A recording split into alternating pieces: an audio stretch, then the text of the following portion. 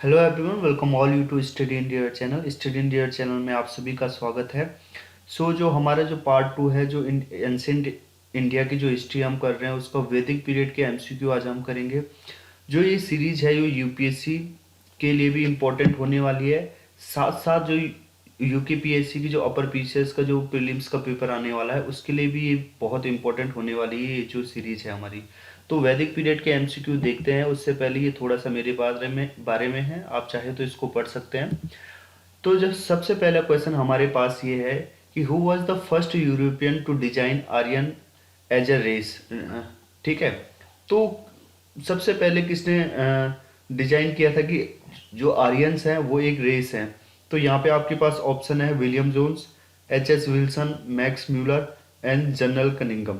थोड़ा सा मैं यहाँ पे आपको बैकग्राउंड देना चाहता हूँ कि क्या हुआ था और किस तरीके से हमारे जो आर्यंस थे वो इंडिया में आए थे। सबसे पहले मैं आपको क्रोनोलॉजी बता देता हूँ कि किस तरीके से स्टार्ट हुआ था। सबसे पहले देखिए ह्यूमन का एवोल्यूशन हुआ था। तो सबसे पहले हम प्री हिस्टोरिक के बारे में बात करते हैं। प्री हिस्टोरिक में आपके पास जैसे कि आ गया पैलियोलिथिक, ठीक है, मेसोलिथिक एंड न्यूलिथिक। ठीक है, ये तीन चीजें आगे पुरापाषाण काल, मध्य पाषाण काल और नवपाषाण काल जिसे हिंदी में कहते हैं। उसके बाद क्या आता है, चाकोलिथिक पीरियड आता है। चाकोलिथिक पीरियड मतलब जो कॉपर एज आती है, ठीक है, जहाँ पे कॉपर का क्या हो गया था, कॉपर का हमने डिस्कवर कर दिया था। तो ये जो ये कॉपर एज था, ये हड़प्पन सिविलाइजेशन वाला था। ठीक है, इंडियन वैली सिविलाइजेशन वाला था ये चाकोलिथिक पीरियड। ठीक है, तो ये चाकोलिथिक जो पीरियड था, ठीक है, वो कम से कम 1700 बीसी तक ये चला। ठीक है, उसके बाद 1700 बीसी के बाद जब हड़प्पन सिविलाइजेशन का डिस्ट्रॉय हो गया था, वो उसका एंड हो गया था। तो उसके बाद कम से कम 300 बीसी तक, मतलब 300 सालों तक यहाँ पे हमें कोई भी एविडेंस नहीं मिलता है। नो आइडिया होता है हमें कि इसके बाद क्या हुआ था। फिर उसके बाद हम देखते हैं कि 1500 बीसी से लेकर 1500 बीसी से 600 बीसी तक क्या चलता है, वैदिक पीरियड चलता है। तो 1500 बीसी से 600 बीसी तक क्या चलता है, वैदिक पीरियड चलता है। तो अब ये कहा जाता है कि जो वैदिक पीरियड का स्टार्ट कैसे हुआ था, जब इंडस वैली सिविलाइजेशन डिक्लाइन हो गई थी, डिस्ट्रॉय हो गई थी। उसके बाद इंडिया के इधर नॉर्थ वेस्ट से आर्यंस आए थे। ठीक है, जो आर्यंस आए थे और वो इंडो आर्यन लैंग्वेज बोलते थे और संस्कृत लैंग्वेज बोलते थे। तो बहुत सारे ऐसे हिस्टोरियन हैं, ठीक है, बहुत सारे लोगों ने अलग अलग अपने मत दे रखे हैं, अपने अलग अलग आइडियाज दे रखे हैं कि जो ये आर्यंस आए थे, किसी ने कहा ये सेंट्रल एशिया से आए थे, ठीक है, किसी ने कहा था ये साउदर्न एशिया से आए थे। और अगर आपको पता होगा, जो बाल गंगाधर तिलक है, उन्होंने बोला था कि जो ये आर्यंस थे ये आए थे आर्कटिक रीजन से। ठीक है, तो इसी तरीके से डिफरेंट डिफरेंट लोगों ने आर्यंस पे अपनी अपनी टिप्पणी दी है। तो इसी तरीके से आपसे पूछा गया है कि जो आर्यन एज अ रेस सबसे पहले किसने माना था, किस यूरोपियन ने माना था। तो इस माना था, तो यहाँ पे आपका जो आंसर हो जाएगा वो हो जाएगा मैक्स म्यूलर हो जाएगा। ठीक है, और किसने कहा था कि जो आर्यन थे वो आर्किटिक से आए थे, तो कहा था बाल गंगाधर तिलक ने। ठीक है, ये चीज यहाँ पे आप समझ गए होंगे कि किस तरीके से ये चीजें चली। तो आर्किटिक क्या थे, आर्किटिक बेसिक जो आर्यंस थे जो बेसिकली पेस्ट्रोल थे। ठीक है, बेसिकली उनका काम था, चरवाहा थे। तो वो अपने कैटल को चराने के लिए, धीरे धीरे चराने के लिए आगे बड़े बड़े होंगे। तो वो नॉर्थ वेस्ट की तरफ आगे होंगे, पास्चर की खोज में, मैदान की खोज में, ताकि वो अपने कैटल्स को चरा पाए। तो वो धीरे धीरे नॉर्थ वेस्टर्न की तरफ आगे और और बाद में ये यहीं बस गए। तो इस तरीके से धीरे धीरे वैदिक पीरियड की स्टार्ट होती है। ठीक है, तो आई होप आप इस चीज़ को समझ गए होंगे। नाउ सेकंड जो क्वेश्चन आपके पास मैच द फॉलोइंग का क्वेश्चन है। तो आपको बताना है कि यहाँ पे ये वेद दे रखे हैं, इस साइड लिस्ट वन में वेद दे रखे हैं। ठीक है, और लिस्ट सेकंड में उपवेद दे रखे हैं। ठीक है, उपवेद दे रखे हैं। तो आपको बताना है कि किस वेद का उपवेद कौन सा है, और इस तरीके से यहाँ पे आपको कोड दे रखे हैं, आपको बताना है कि आंसर कौन सा होगा। तो देखिए, आपको अभी तक आप बता चुके होंगे। देखिए, यहाँ पे आपके पास चार वेद होते हैं। ठीक है, चार वेद हैं। चार वेद में से जो सबसे पुराना है वो आपको पता होगा ऋग्वेद है। ठीक है, उसके बाद आपके पास सामवेद है, उसके बाद यजुर्वेद है, और लास्ट में आपके पास अथर्ववेद है। ठीक है, जो ऋग्वेद है, ऋग्वेद सबसे पुराना वेद है। यजुर्वेद जो है सबसे स्मॉलेस्ट वेद है। ये चीज आपको याद रखनी, सबसे स्मॉलेस्ट वेद हमारे पास आ जाता है यजुर्वेद। ठीक है। ऋग्वेद में टोटल 128 हाइम्स हैं जिन्हें सूक्तियां कहते हैं। ठीक है। और 10 मंडल में इसको बांटा गया है। ठीक है, 10 मंडल में बांटा गया है। और तीसरे मंडल में गायत्री मंत्र, जो गायत्री तीसरे मंडल में गायत्री मंत्र जो है उसका गायत्री मंत्र तीसरे मंडल में है। इसके अलावा जो 10वां मंडल है, 10वें मंडल में जो वर्ण सिस्टम है, वर्ण सिस्टम के बारे में, जो वर्ण होते हैं ना, जैसे ब्राह्मण, क्षत्रिय, ये वाले जो वर्ण होते हैं, 4 वर्ण होते हैं। तो 10वें मंडल में वर्ण सिस्टम का भी क्या किया गया है, वर्ण सिस्टम के बारे में बताया गया। तो इस तरीके से 128 आयाम से 10 मंडल हैं। ठीक है। इसके अलावा मंडूकोपनिषद है। मंडूकोपनिषद में सत्यमेव जयते के बारे में कहा गया है। ठीक है। तो ये थोड़ा सा ऋग्वेद के बारे में। जो सामवेद है, सामवेद किससे रिलेटेड है? ये सामवेद है, ये म्यूजिक से रिलेटेड है। यजुर्वेद है रूल एंड रेगुलेशन से। और जो अथर्ववेद होता है, अथर्ववेद है कि किस तरीके से रिचुअल्स को परफॉर्म करना चाहिए। तो ये सारे 4 वेद के बारे में आपको मैंने थोड़ा थोड़ा बताया। देखिए, जो ऋग्वेद है, ऋग्वेद का जो उपवेद है उसे बोलते हैं धनुर्वेद। ठीक है। यजुर्वेद है, यजुर्वेद का जो उपवेद है वो शतापंथ भी कहते हैं और सिलवेदा भी कहते हैं। सामवेद का जो उपवेद है वो गंधर्व वेद है। और अथर्ववेद का जो उपवेद है वो आयुर्वेद है। ठीक, क्योंकि जो अथर्ववेद है वो मेडिसिन से भी रिलेटेड है। तो इसी तरीके से अथर्ववेद का जो उपवेद है वो आयुर्वेद है। तो इस तरीके से आप देख पाएंगे। तो जो मैच ऑफ द फॉलोइंग आप कर लीजिएगा, जो भी आपका आंसर आएगा वो सही हो जाएगा। ए बी सी डी में से जो भी आंसर होगा, इस तरीके से आप मैच द फॉलोइंग मिलाते रहिए। ठीक है। अब पढ़ते हैं क्वेश्चन नंबर 3 के बारे में। जो देखिए, मैं आपको बता दूं थोड़ा सा यहाँ पे, ताकि इस क्वेश्चन का जो बैकग्राउंड है आपको अच्छे से समझ में आए। देखिए, जो वैदिक पीरियड है 2 भागों में बांटा गया है। एक है अर्ली वैदिक पीरियड और दूसरा है लेटर वैदिक पीरियड। ठीक है। तो एक चीज वैदिक पीरियड, तो अर्ली वैदिक पीरियड में आपको एक चीज समझनी है कि जो चीज भी होगी वो अच्छी अच्छी होगी। ठीक है। और जो लेटर वैदिक पीरियड होगा वह यहाँ पे क्या होगा ना, खराब खराब चीजें होंगी, एक्सट्रीम हो जाएंगी चीजें, बिल्कुल एक्सट्रीम हो जाएंगी, चीजें बैड होने लगेंगी। ठीक है। तो जो ये अर्ली वैदिक पीरियड है, मैंने आपको बताया था जो वैदिक पीरियड है वो 1500 बीसी से लेकर 600 बीसी तक था। ठीक है। और जो ये वैदिक पीरियड है जो डिवाइडेड कर लिया गया है अर्ली वैदिक पीरियड और लेटर वैदिक पीरियड में। तो जो अर्ली वैदिक पीरियड है ये है 1500 से 1000 बीसी के बीच में। ठीक है। तो इस तरीके से, और जो लेटर वैदिक पीरियड है वो 1000 बीसी से लेकर 600 बीसी के बीच में। ठीक है। तो इस तरीके से आपको चीज़ें ये समझनी होंगी। नाउ आप पढ़ते हैं वुमेन्स के बारे में बताया है। Regarding women's in the Vedic period which of the following are correct, मतलब वैदिक पीरियड में से इनमें से कौन सी चीज़ें सही हैं। तो आपके पास 4 स्टेटमेंट दिए गए हैं और 4 स्टेटमेंट के बेसिस पे आपको क्या करना है, आंसर देना है। तो सबसे पहले कि ये स्टेटमेंट दी गई है कि जो वुमेन्स थी उनको स्टडी अलाउ की जाती थी। वुमेन्स की जो पोजीशन थी वो अच्छी थी। ठीक है। दे डिड नॉट प्रैक्टिस पर्दा सिस्टम एंड दे अटेंड सभा एंड समिति। तो ये अर्ली वैदिक पीरियड के बारे में ये बात कर रहे हैं। तो ये 4 चीज़ें दे रखी, स्टेटमेंट दे रखे, और आपसे पूछा है कि इन चारों में से कौन सा स्टेटमेंट सही है। तो वुमेन्स के बारे में बता देता हूँ मैं। अर्ली वैदिक पीरियड में वुमेन्स की जो स्थिति थी वो बहुत ही अच्छी थी। ठीक है। उनको स्टडी करने के लिए दिया जाता था। ठीक है। अगर आपने पढ़ा होगा तो जो वैदिक पीरियड की जो 4 इम्पोर्टेंट वुमेन्स थी, ठीक है, जैसे जिनका नाम है अपाला, आपने सुना होगा, लोपा मुद्रा आपने सुना होगा, ठीक है, घोषा। तो ये 4 वुमेन्स थी। इसके बाद विश्ववरा, ये 4 वुमेन्स थी जो कि इम्पोर्टेंट वुमेन्स है जिन्होंने वैदिक पीरियड में बहुत सारी स्टडी करी थी। तो इन 4 वुमेन्स के बारे में आप याद रख सकते हैं, इनके नाम याद रख सकते थे। इसके अलावा जो वुमेन्स थी, वुमेन्स को इक्वल राइट दिया जाता था एज उनके जो काउंटर पार्ट थे मैन के बराबर। इसके अलावा जो वैदिक पीरियड में पर्दा सिस्टम नहीं था, प्रैक्टिस नहीं होता था। इसके अलावा वो सभा और समितिज में भी भाग ले सकती थी। सभा और समितिज क्या होती थी? देखिए, जो सभा होती थी ना, काउंसिल ऑफ एल्डर्स होती थी, मतलब जो बड़े लोग होते थे उनकी बैठक होती थी। और समितिज एक ऐसी सभा होती थी जिसमें सारे लोग बैठ सकते थे, चाहे वो किसी भी वर्ग का हो, जाति का हो, भेद का हो। समितिज में वो सारे लोग होते थे, पर जो सभा होती थी वो एल्डर पीपल की काउंसिल होती थी। तो आई होप इस चीज़ में आप फर्क कर पाए होंगे। इसके अलावा मैं आपको बता दूं, जो अर्ली वैदिक पीरियड था, अर्ली वैदिक पीरियड में सती परफॉर्म नहीं किया जाता था। साथ साथ में जो चाइल्ड मैरिज का जो कॉन्सेप्ट था वो अर्ली वैदिक पीरियड में नहीं था। और जब वैदिक पीरियड आएगा ना, तो जब सती भी स्टार्ट हो जाएगी, चाइल्ड मैरिज भी स्टार्ट हो जाएगी। तो इसलिए मैंने कहा था कि आपको जो लेटर वैदिक पीरियड में क्या चीज़ें खराब होने लग जाएंगी।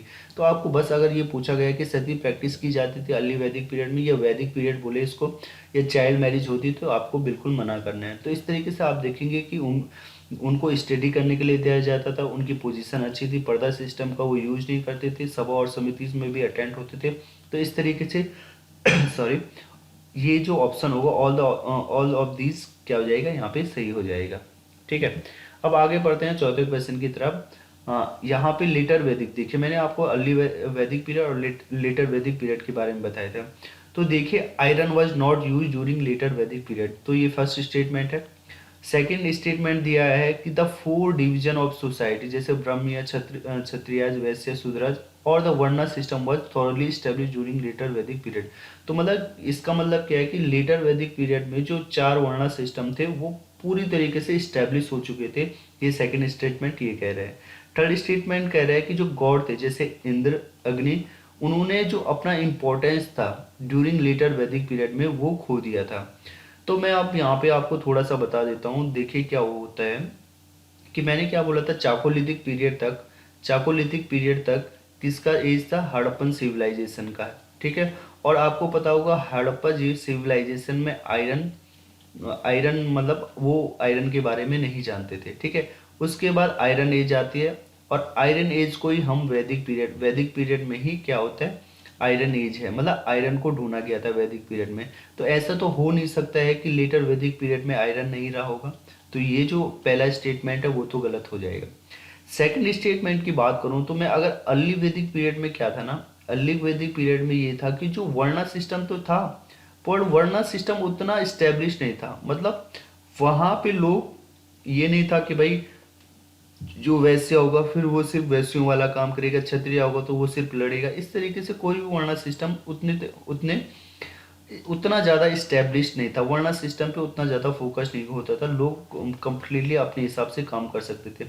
बट उसके बाद जब लेटर वैदिक पीरियड आया तो जो वर्ण सिस्टम था, मतलब वैश्य सिर्फ उस तरीके का काम करेंगे, शूद्र जिस तरीके का उनका काम होता है उस तरीके से करेंगे, क्षत्रिय का काम लड़ना होता था तो वो सिर्फ लड़ेंगे, और ब्राह्मण्स होते थे वो पूजा करेंगे तो वो सिर्फ पूजा करेंगे। इवन जो ब्राह्मणवाद था, जो पृष्ठ थे जो पूजा करते थे, वो क्या हायरार्की बन गई थी एक प्रकार से, मतलब जो हेरिडेटरी बन गई थी कि जो उनके पुत्र होंगे वो दोबारा से क्या ब्राह्मण का काम करेंगे। तो इस तरीके से वर्ण जो सिस्टम थे लेटर वैदिक पीरियड में वो पूरी थॉरोली क्या हो गया था, स्टैब्लिश हो गया था। तो इस तरीके से जो सेकंड ऑप्शन होगा वो सही हो जाएगा। इसके बाद मैं अगर बताऊं आपको तो जो जो अर्ली वैदिक पीरियड था, तो अर्ली वैदिक पीरियड में रिलीजन कैसे था। देखिए मेनली नेचर, जो नेचर के गॉड होते हैं ना उनकी पूजा करी जाती थी। आइडल मतलब मूर्तियां तो थी नहीं, मूर्तियों से उनका कोई लेना देना नहीं होता था अर्ली वैदिक पीरियड में। इसके अलावा टेम्पल्स भी नहीं बनाए गए थे अर्ली वैदिक पीरियड में। बट जैसे लेटर लेटर वैदिक पीरियड हुआ, तो लेटर वैदिक पीरियड में क्या हो गया, देखिए जो नेचर गॉड थे, जैसे कि आपने अग्नि सुना होगा, अग्नि, इंद्र, वरुणा, ठीक है, पृथ्वी, ये अर्ली वैदिक पीरियड में इन जो जो ये गॉड थे इनका बहुत ही ज़्यादा इंपॉर्टेंस था। पर लेटर वैदिक पीरियड में क्या हुआ, जो ये गॉड थे, जो नेचुरल गॉड थे, इनका तो इंपॉर्टेंस खत्म हो गया। साथ साथ में लोग इस पे फोकस करने लगे, विष्णु पे। ठीक है, विष्णु, इसके अलावा ब्रह्मा, विष्णु, ब्रह्मा और महेश, इन तीनों गॉड पे लोग फोकस करने गए। आइडोलेट्री का मतलब जो आइडल्स थे उनको ज़्यादा पूजा जाने लगा। तो धीरे धीरे चीज़ें क्या, जो हमारी सोसाइटी थी धीरे धीरे लेटर वैदिक पीरियड में क्या हो गई, चेंज होती गई और एक्सट्रीमिज्म के तरफ जाने लगे। और जब एक्सट्रीमिज्म और भी ज़्यादा बढ़ने लगा तो तब जाके बुद्धिज्म और जैनिज्म का क्या होता है, डेवलपमेंट होता है। तो ये चीज़ आपको समझनी थी कि किस तरीके से जो हिस्ट्री है वो आगे बढ़ती जाती है। ठीक है, तो पहला जो स्टेटमेंट हो गया वो तो गलत हो गया। ठीक है, सेकंड स्टेटमेंट सही है। और गॉड लाइक इंद्र अग्नि lost their importance during later Vedic period, ये भी क्या हो गया, सही हो गया। तो इस तरीके से जो आपका जो ऑप्शन होगा वो सी ऑप्शन क्या हो जाएगा, सही हो जाएगा। ठीक है, अब पढ़ते हैं फिफ्थ क्वेश्चन। ठीक है, ये इस तरीके से यहाँ पे कुछ दिया गया है। ठीक है, और यहाँ पे आपके पास दूसरी लिस्ट दी गई, आपको मैच ऑफ द फॉलोइंग करना है। ठीक है, तो क्या है, देखिए निशिका क्या होता था, इसको बताना है। ऊषा क्या था, अपाला क्या था, कृष्णा क्या था। तो मैंने अभी जैसे आपको गॉड के बारे में बताया, तो अर्ली वैदिक पीरियड या वैदिक पीरियड में बोलूँ तो दो फीमेल डेटी थी, दो फीमेल डेटी थी जिनको बहुत ही ज़्यादा पूजा जाता था। ठीक है, तो दो फीमेल डेटी कौन सी थी, एक थी उषा और दूसरी थी अदिति। ठीक है, ये दो इम्पोर्टेंट फीमेल डेटी थी अर्ली वैदिक पीरियड या वैदिक पीरियड में आप कह सकते हैं। ठीक है, तो अब यहाँ पे देखेंगे जो ये उषा है ये क्या होगी, गॉडेसा होगी, मतलब फीमेल डेटी होगी। तो दूसरे का क्या हो जाएगा, तीसरा। ठीक है, इसके अलावा अपाला मैंने अभी आपको बताया था, चार वुमेन्स इंपॉर्टेंट थी अर्ली वैदिक पीरियड में, अपाला, गुसा और विश्वरा। इसके अलावा मैंने लोपामुद्रा बताया था आपको। तो अपाला क्या थी, वुमेन पोइट थी। ठीक है, इसके अलावा आपको बता दो जो निशिका था ना, ये गोल्डन कॉइन था जो अर्ली वैदिक पीरियड का था। और कृष्णाला एक सिल्वर कॉइन था जो लेटर वैदिक, सॉरी, सिल्वर कॉइन था जो लेटर वैदिक पीरियड का था। तो जो सिल्वर कॉइन वाला होगा ये लेटर वैदिक पीरियड में चला जाएगा, और निशिका गोल्डन कॉइन था जो कि ऋग्वैदिक पीरियड में था। तो इस तरीके से आप यहाँ पे मैच ऑफ द फॉलोइंग कर सकते हैं। सॉरी, ऊषा ये कोडेसा होगा और अपाला ये वुमेन पॉइंट, और इस तरीके से आप करेक्ट आंसर को यहाँ पे देख सकते हैं। ठीक है, तो देखिए जब भी आपको वैदिक पीरियड पढ़ना है तो वैदिक पीरियड में आपको क्या देखना है कि वहाँ का एडमिनिस्ट्रेशन किस तरीके से था। ठीक है, वहाँ पे वुमेन्स की जो पोजीशन थी किस तरीके से थी। ठीक है, रिलीजन किस तरीके से था। ठीक है, रिलीजन किस तरीके था, ये सारी ये इंपॉर्टेंट चीज़ें थी। वुमेन्स किस तरीके से थे, रिलीजन कैसा था, मेनली एडमिनिस्ट्रेशन कैसे था। ठीक है, और चीज़ें धीरे धीरे किस तरीके से बढ़ी, और उसी तरीके से मैंने यहाँ पे एमसीक्यू भी सेट करे हुए हैं। ठीक है, अब यहाँ पे सिक्स्थ क्वेश्चन है, आई थिंक जो कि लास्ट होगा।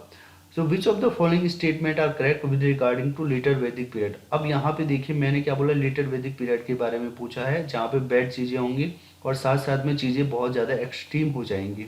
ठीक है, तो अब क्या पूछा है, फर्स्ट क्या है, iron was use extensively in this period. Iron का बहुत ही ज़्यादा यूज होने लगा था। तो किस तरीके का ये स्टेटमेंट है, देखिए, गॉड ऑफ द अर्ली वैदिक पीरियड लाइक इंदिरा अग्नि लॉस्ट देयर इंपॉर्टेंस ड्यूरिंग वैदिक पीरियड, ये हम देख चुके थे। ठीक है, आपको बताना ये स्टेटमेंट सही है कि नहीं है। Large number of new officials were involve in the administration in addition to the exist purohit, senani and ग्रामीणी। अब क्या हुआ ना कि एडमिनिस्ट्रेशन बड़ा, एडमिनिस्ट्रेशन में क्या हुआ कि नए नए ऑफिसर, मतलब नए नए जो कर्मचारी थे उनको ऐड कर दिया गया। किनके अलावा, पुरोहित के अलावा, सेनानी के अलावा, ग्रामीण के अलावा। एक्चुअल में हुआ क्या, ये देखिए, जो अर्ली वैदिक पीरियड था, अर्ली वैदिक पीरियड में जो सबसे स्मॉलेस्ट यूनिट होती थी सोसाइटी की वो थी क्या, फैमिली। ठीक है, फैमिली के बाद क्या था, सारी फैमिलीज मिलके विलेज बनाई। ठीक है, विलेज विलेज आपस में, सारे विलेज आपस में मिले तो वो विस्सा मतलब एक पूरा समूह विलेजेस का। और उसके बाद जना, जब सारे विलेज ग्रुप ऑफ विस्सा मिला, मतलब जो ग्रुप ऑफ विलेजेस मिला तो वो बना जना। ठीक है, ये अर्ली वैदिक पीरियड तक था। और उसके बाद क्या हुआ, लेटर वैदिक पीरियड में क्या हुआ, जो जना थे ना वो और भी बड़े हो गए और वो बन गए जनपदा। ठीक है, जनपदा। ठीक है, आपने 16 जनपदा के बारे में सुना होगा। अब 16 जनपदा हो गए, मतलब जो पॉलिटिकल यूनिट थी वो और बड़ी हो गई। अब जब पॉलिटिकल यूनिट और बड़ी होगी तो जो एडिशन ऑफ द ऑफिशियल भी क्या होगा, कामकाज भी क्या होगा, एडमिनिस्ट्रेशन का बढ़ जाएगा। तो नए नए ऑफिशियल भी इनको क्या करने पड़ेंगे, जोड़ने पड़ेंगे। रेवेन्यू वाला अलग जोड़ना पड़ेगा। ठीक है, इस तरीके से अलग अलग काम करने वाले ऑफिसरों को जोड़ना पड़ेगा। ठीक है, तो इस तरीके से एडिशन हुआ था ऑफिसर न्यू ऑफिसर्स का। ठीक है, तो इस तरीके से जो ये थर्ड स्टेटमेंट है वो भी सही हो जाएगा। जो सेकंड स्टेटमेंट है ये तो हमने पहले ही पढ़ा था, ये भी सही हो जाएगा। और आयरन, देखा आयरन का बहुत ही ज़्यादा यूज होने लग गया था, क्योंकि देखिए धीरे धीरे क्या, अर्ली वैदिक पीरियड में तो जो आर्यंस थे ना वो सिर्फ इस वाले रीजन में थे, नॉर्थ वेस्ट वाले रीजन में। और धीरे धीरे लेटर वैदिक पीरियड में जो आर्यंस थे वो गंगेटिक प्लेन्स में भी चले गए थे। ठीक है, अब जब वो गंगेटिक प्लेन में चले गए तो उन्होंने क्या किया, वहाँ के जो फॉरेस्ट थे उनको क्या कर दिया, काट दिया। और काटते किससे, आयरन से ही काटा होगा उन्होंने। तो इस तरीके से आपको चीज़ें यहाँ पे देखनी है। तो अब देखेंगे आप स्टेटमेंट से, तीनों स्टेटमेंट जब सही है तो यहाँ पे डी ऑप्शन क्या हो जाएगा, आपका सही हो जाएगा। तो लेटर वैदिक पीरियड्स के बारे में जो भी क्वेश्चन बनते थे वो मैं आपको बता चुका हूँ यहाँ पे। ठीक है, इसके अलावा जो भी बचेगा उसको आप कमेंट बॉक्स में बताइए कि कौन सी चीज़ें बच गई हैं जो कि यहाँ पे बतानी ज़रूरी थी। और जो भी चीज़ें बची होंगी वो अगले एमसीक्यू सीरीज़ में हम पार्ट में कर लेंगे। ठीक है, अगर आपको चीज़ें अच्छी लगती है तो प्लीज़ यहाँ पे आप सब्सक्राइब कर सकते हैं। साथ साथ में अगर आपको पीटीएफ चाहिए तो हमारे जो टेलीग्राम ग्रुप है उस टेलीग्राम ग्रुप को भी आप ज्वाइन कर सकते हैं। ठीक है, तो यूकेपीएससी और यूपीएससी के लिए दोनों ही के लिए इम्पोर्टेंट है, आप इसको फॉलो करते रहिए, डेली बेसिस पे हम लेके आ रहे हैं। ठीक है, तो कंप्रेहेंसिव तरीके से मैं आपको यहाँ पे समझा चुका हूँ। ठीक है, अगर आपको अच्छा लगा तो प्लीज़ सब्सक्राइब जरूर कीजिएगा, दिस गिव अस मोटिवेशन। ठीक है, तो अभी के लिए इतना ही रखते हैं। जय हिंद दोस्तों।